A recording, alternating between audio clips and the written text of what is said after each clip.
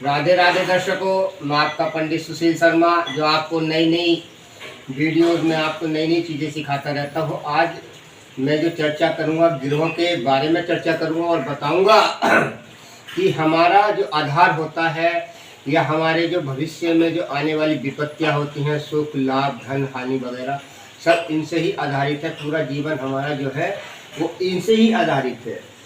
आप ये समझ लिए कि जैसे कि सूर्य होता है, सूर्य जो है इनके मित्र कौन से हैं, यानी कि इनके मित्र सूर्य के जो मित्र होते हैं वो चंद्रमा है, मंगल है और बृहस्पति है। चंद्रमा जी के जो मित्र हैं वो कौन है? सूर्य है, बुध है। मंगल के जो आपके अच्छे मित्र होते हैं वो है सूर्य है, चंद्रमा है, गुरु है। बुध जी के जो गुरु होते हैं यानी कि अच्छे जो मित्र होते हैं वो सूर्य और शुक्र है। अब गुरुवार जो होता है बृहस्पतिवार, इनके मित्र कौन से हैं? सूर्य है, मंगल है, चंद्रमा है। इसी तरह से सूर्य है, शुक्र है। शुक्र के जो हमारे मित्र होते हैं वो होते हैं बुध और शनि होते हैं। और शनि देव महाराज जी के जो मित्र होते हैं बुध और शुक्र होते हैं। राहु और केतु के एक ही होते हैं। इनका शनि, सूर्य और मंगल इनके यानी अच्छे मित्र होते हैं। अब मध्यम कैसे होते हैं? मध्यम यानी कि जैसे कि कोई व्यक्ति, दो आदमी के मकान वाले आस के मोहल्ले में रहते हैं और उसमें आपस में कोई किसी से कोई मतलब नहीं होता है, इस तरह से उसे मध्यम कहते हैं। ना तो वो उसका कुछ देखता है ना दूसरा कोई उसके प्रति विचार करता। वो आपस में दोनों जैसे खाने कमाने की विद्या जानते हैं उस तरह से वे अपना कार्य करते हैं, यानी कि मध्यम होते हैं। मध्यम में कैसे होते हैं? सूर्य है, जैसे सूर्य जो है बुध है, यानी कि सम मध्यम, जो इनके ना तो कोई मतलब है किसी से, वो मध्यम होते हैं, बुध होते हैं। चंद्रमा जी के जो होते हैं वो होते हैं मंगल, बुध, बृहस्पति और शुक्र, शनि। ये इनके मध्यान्ह से कोई मतलब नहीं। मंगल, बृहस्पति, शुक्र और शनि होते हैं। जैसे मंगल के हैं, मंगल के मध्यान्ह कैसे होते हैं? शुक्र और शनि होते हैं। बुध खुद होते हैं, शनि और मंगल होते हैं। अब गुरु यानी बृहस्पतिवार के जो मध्यान्ह होते हैं कोई मतलब नहीं, वो शनिदेव होते हैं। शुक्र के जो मध्यान्ह होते हैं वो मंगल और बृहस्पति होते हैं। ऐसे शनिवार के हैं, शनिवार के बृहस्पतिवार होते हैं। राहु जी के शनि और मंगल और शुक्र ये मध्यान्ह होते हैं। ऐसे ही केतु जी के होते हैं शनि, मंगल, गुरु और शुक्र। अब इनके शत्रु कौन से हैं? मेन चीज़ है शत्रु, जो हमारे हर घरों पे हर भाव में प्रभाव है, इनका बहुत बड़ा प्रभाव होता है। मेन कारण है शत्रु। जैसे कि सूर्य देव हैं, सूर्य देव के जो हमारे शत्रु हैं वो इस तरह से है, जैसे शनि, राहु, शुक्र और केतु हैं। चंद्रमा जी के जो शत्रु हैं, चंद्रमा जी के जो शत्रु हैं वो है राहु और केतु हैं। और मंगल जी के जो है वो शत्रु बुध, राहु, केतु होते हैं। बुध जी के जो होते हैं वो चंद्रमा होते हैं। गुरु यानी बृहस्पति देव के जो शत्रु होते हैं वो बुध और शुक्र होते हैं। शुक्र जी के जो होते हैं वो सूर्य, चंद्रमा और मंगल होते हैं। शनिदेव महाराज के सूर्य, चंद्र और मंगल होते हैं। राहु और केतु के एक ही होते हैं, जैसे कि मंगल है, चंद्रमा है, सूर्य है, राहु है।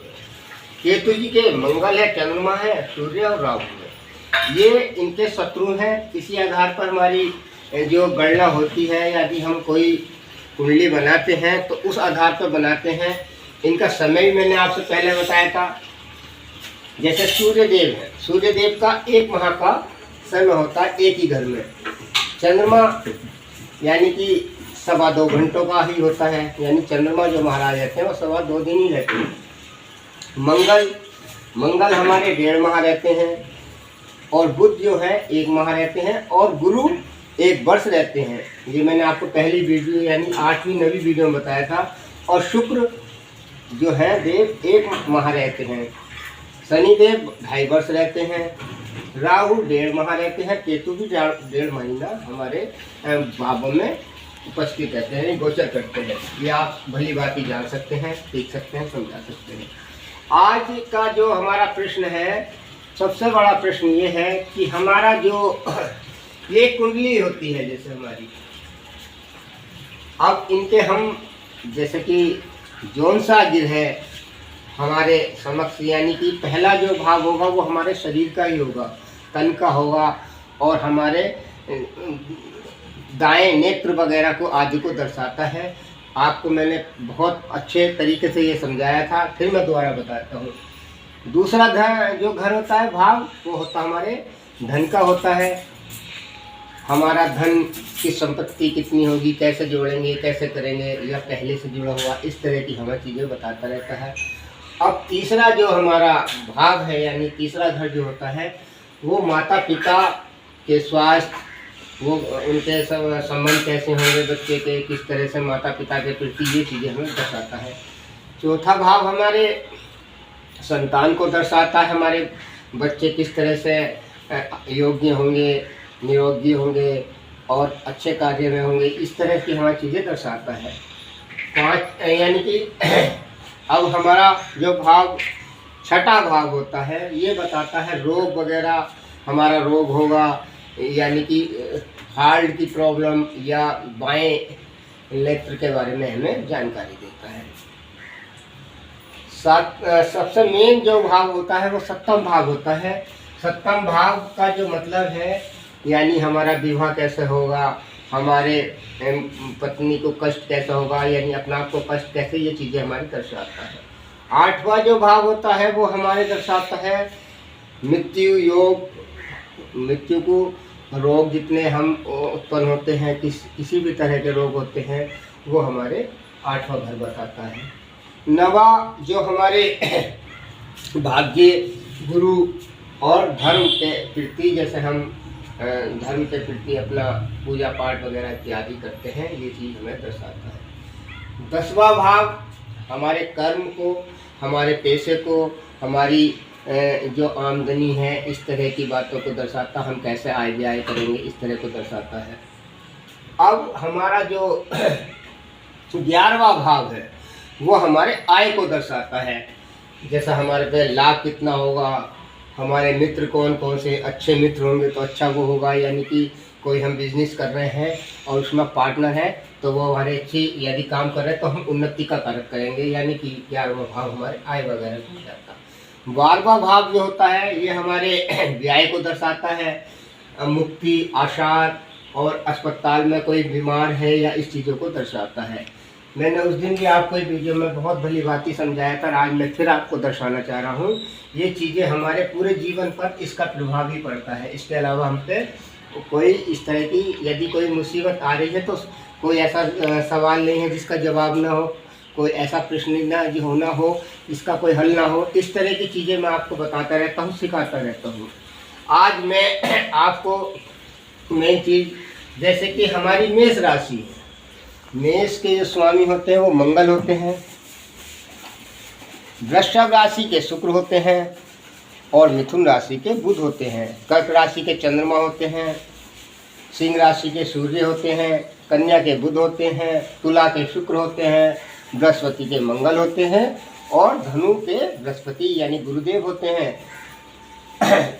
धनु बृहस्पति होते हैं, मकर राशि के शनिदेव होते हैं और कुंभ राशि और मीन राशि के, कुंभ राशि के शनिदेव होते हैं और मकर राशि के भी शनिदेव होते हैं। और हमारी जो मीन राशि है इनके स्वामी हमारे यानी बृहस्पतिवार होते हैं, यानी गुरुदेव होते हैं। तो इस आधार पर मैंने आपको पहले भी बताया था, आज मैं फिर आपको समझाता हूँ। बड़े ध्यान से आप सुन सकते हैं, सीख सकते हैं। जैसा पहला भाग है, पहला भाग जो हमारे दर्शाता है, जो लग्न सप्तम भाग में हो, जो लग्न यानी सप्तम भाव हमारा ये होता है,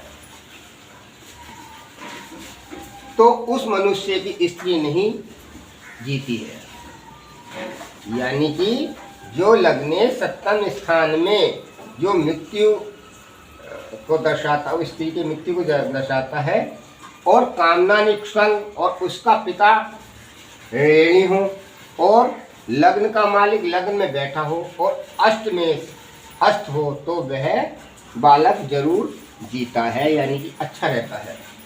शस्त्र का छेदा हुआ हो भी नहीं, यानी कि उस पर शस्त्र वगैरह कोई इस पर कार्य नहीं करना, ना उसका कुछ बिगड़ सकता है। इस तरह की भाव में दर्शाता सप्तम भाव हमारा यही है। दूसरा भाव जो धनेश द्वारे घर की मालिक केंद्र, यानी केंद्र हमारा इस तरह का केंद्र होता है, ये हमारा केंद्र कहलाता है। 1, 4, 7, 10 इन पर स्थानों पर पड़े हों तो वह धनवान और कीर्तिमान और स्वस्थ बलवान होता है। 3, 6, 8, 12 स्थान में पड़े हों तो धन की हमारे लाभ से वंचित रहते हैं, यानी धन हमें प्राप्त नहीं होता है। चाहे हम कितना भी पूर्ण कार्य करें, हमें धन को लाभ नहीं होएगा और हानि होती जाएगी।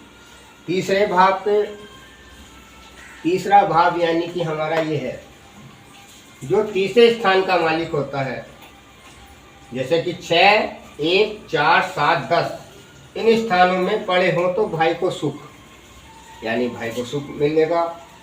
और 3, 8, 12 इन स्थानों में पड़े हों तो भाई को सुख से वंचित रहता है, यानी कि लाभ नहीं होता है और परेशानी रहता है, रोगी रहता है, निरोगी रहता है। ऐसे हमारा चौथा भाव है। चौथे भाव में हमारे क्या होता है, जो शनि मंगल के बीच में चंद्रमा चौथे स्थान में पड़े हों तो माता को कष्ट होता है। 10वें स्थान में पिता को कष्ट होता है। और जो चौथे स्थान पर मालिक केंद्र में पड़े हों 1, 4, 7, 10 पाप ग्रहों से वर्जित होता है, यानी माता पिता को सुख अन्यथा नहीं होता है, सुख वगैरह नहीं मिलता है और वे कष्ट के आभारी रहते हैं और रोग्य रहते हैं। 5वें भाव का भी यही है, जो 5वें घर का स्वामी 7वें स्थान में हो तो गर्भ नष्ट होता है। यदि 6, 8, 12 स्थानों को छोड़कर और स्थानों में पुत्र का यानी कि जो हमारा घर छोड़कर चंद्रमा का वास होता है या सूर्य स्थान पर होते हैं तो उसमें सुख होता है बच्चे को, यानी कि उसके बच्चे को सुख होता है। छठा भाव, जो छठे भाव के स्वामी हैं लग्न में हो तो दुश्मन का नाश करने वाला उसका बच्चा होता है।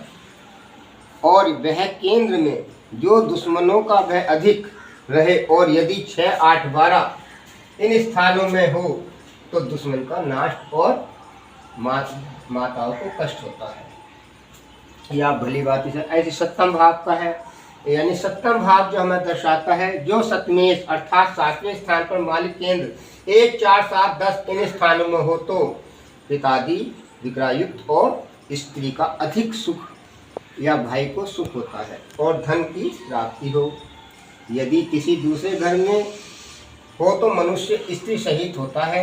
यदि धन स्थान में तीसरे या लाभ स्थान में हो तो स्त्री को विशेष सुख होता है। यानी कि हमारे जो कहने का तात्पर्य आप नहीं समझ पा रहे होंगे, जैसे हमारे ये ग्रह होते हैं, यानी कि इसमें अच्छे ग्रह होंगे तो अच्छा सुख प्राप्त होगा और इस पे यदि राहु केतु की दृष्टि हो, यानी कि जो हमारे दुष्ट ग्रह होते हैं इनकी दृष्टि यदि अच्छे भाव पर पड़ती है तो उसका बुरा असर होता है। हर भाव के अलग अलग मैंने भाव बताए थे, जैसे कि इनका उपाय भी है, दान भी है, इनके मंत्र हैं। हर ग्रहों के जो हमारे मंत्रों का ज्योतिष अनुसार जो बताया गया है, इनके अलग अलग भाव, इनके अलग मंत्र होते हैं। किन्हीं के 10,000 होते हैं, किसी के 1100 होते हैं, किसी के 28,000 होते हैं, किन्हीं के 21,000 होते हैं। इस तरह से मंगल के अलग हैं, सूर्य जी के अलग हैं, चंद्रमा जी के अलग हैं। हर मंत्रों का विशेषण मैंने आपको पहली यानी तृतीय वीडियो में बताया था कि हमें इनका उपाय किस तरह से करना चाहिए, इन मंत्रों का किस तरह से जाप करना चाहिए, कैसा होना चाहिए, किस तरह से करते तो हमारे जीवन में आने वाली विपत्तियाँ नष्ट हो जाती हैं। इनका समय मैंने आपको पहले ही बताया था। इनका समय हम कैसे पता करें कि हमारे घर से ये दूसरे घर में कब आएंगे, तो इनका जो है प्रभाव हमने सबको मैंने बताया था कि इस तरह से, जैसे कि सूर्य देव जो होते हैं इनका एक घर में 1 वर्ष रहता है, यानी पूर्व ग्रह हैं ये। चंद्रमा जो है 1.5 माह रहते हैं बुध 1 माह रहते हैं। राहु और केतु 1.5 वर्ष रहते हैं। ये मैंने आपको भली बात पहली वीडियो में समझा। इसी आधार पर हमारे जीवन की पूरी घटनाएं या जो भी सुख साधन लाभ हानि वगैरह जो भी जितनी भी समस्याएं वो सब इससे ही उत्पन्न होती हैं और हमारा जीवन एक इसी पर आधारित है। मृत्यु कब होगी? यदि किसी ज्योतिष पंडित का गणित सही स्पष्ट हो तो वो मृत्यु जन्म और हर चीज़ के बारे में हमारी जानकारी यही इधर देते हैं। धन में क्या फ़ायदा होगा, शरीर को क्या होगा, बीमार कब होंगे, कब तक हमारी वो, यानी हर चीज़ों को यही दर्शाता है।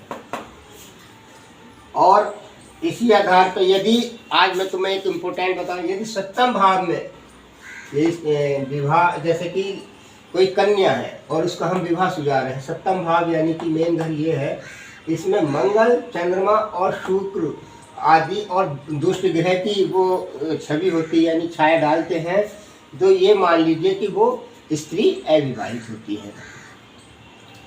शनि राहु केतु और चंद्रमा इसमें हो तो उसके पति नहीं रहता है। अलग भाव के अलग अलग मैंने आपको पहले भाव में आपको दर्शाया था, जताया था, और फिर इस तरह की हम चीज़ें समझ सकते हैं, जान सकते हैं।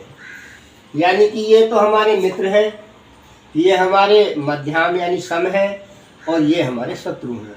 इस विचारधारणा में आज विचार जो आपको किया है, आप इसे देखेंगे समझेंगे या आप इसे भलीभूत पूर्ण तरह से सीखेंगे तो आपको ये चीज़ें बहुत आसान दिखाई देंगी। और आप अलग यदि उस तरह से देखते हैं तो आपको ऐसा दिखाई देगा कि बहुत बड़ा, ये कुछ बहुत बड़ा चीज़ें नहीं है कि हम जान सकते हैं, सीख सकते हैं। मैंने पहली वीडियो में आपको हर चीज़ों के बारे में जानकारी दी थी। गिरोह की दृष्टि क्या होती, गिरोह के हमारे वाहन कौन से होते हैं, गिरोह की हमारी कौन सी खूबियाँ होती हैं, कौन से अच्छे फ़ायदे देते हैं, कौन से नुकसान देते हैं, ये चीज़ें मैं आपको पहली यानी कि चौथी वीडियो में पूरी जानकारी दी थी। आप मेरा चैनल देख सकते हैं, ओम चैनल, और मैंने आपको सब्सक्राइबर तो मेरे बहुत कम हुए हैं। मैं तो कभी कहता ही नहीं कि मैं सब्सक्राइबर कीजिए या मुझे वो, आप मुझसे जानकारी लेंगे तो मेरा आपको मुझे भी उत्साह बढ़ेगा। मैं नई नई चीज़ें बताता रहूँगा, सिखाता रहूँगा और आपको इससे काफ़ी प्रभाव पड़ेगा। आप अपना आप भी देख सकते हैं, सीख सकते हैं। ओम चैनल से मेरा चैनल है और मेरा नाम सुशील शर्मा, अधिकांश में इधर के व्यक्ति सबको पता है, पंडित सुशील शर्मा है। मोबाइल नंबर पहले बताया था, तो मैं आज आपको इसे वाणी को विराम देते हुए आपसे क्षमा मांगता हूँ। और राधे राधे मित्रों, इस तरह की मुझे लाइक कीजिए और सब्सक्राइब कीजिए जिससे मेरा उत्साह बढ़े और मैं नई चीज़ें आपको बताता रहूँ।